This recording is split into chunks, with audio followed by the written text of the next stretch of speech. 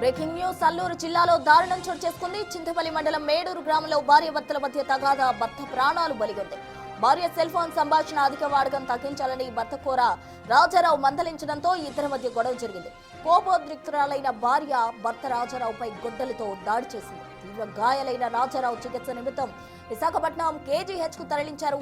అక్కడ చికిత్స పొందుతూ ఆయన మృతి చెందారు. పోలీసులు కేసు నమోదు చేసి దర్యాప్తు చేస్తున్నారు.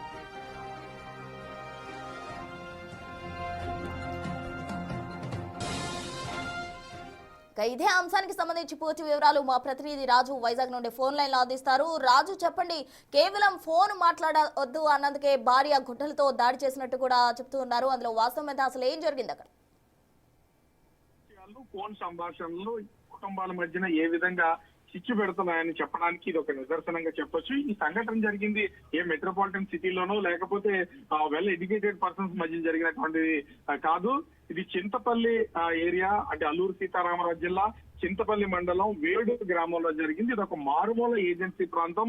రాజారావు అతని భార్యను తరచూ ఫోన్ ఎక్కువగా మాట్లాడుతుంది, ఫోన్ మాట్లాడొద్దు, ఆ ఫోన్ తగ్గించుకో అని చెప్పినందుకు రాజారావుని భార్య గొడ్డలితో అత్యంత దారుణంగా కొట్టి హత్య చేసినటువంటి సంఘటన అయితే బయటపడింది. ముఖ్యంగా చూస్తే భర్త రాజారావుపై భార్య గొడ్డలితో దాడి చేస్తే తీవ్రమైనటువంటి గాయాలయ్యాయి. దీంతో అటు అల్లూరు సీతారామరాజు జిల్లా నుంచి అతన్ని విశాఖ కేజీహెచ్ కి అయితే తీసుకొచ్చారు. కేజీహెచ్ లో చికిత్స పొందుతూ భర్త రాజారావు మృతి చెందినటువంటిది అయితే ఉంది.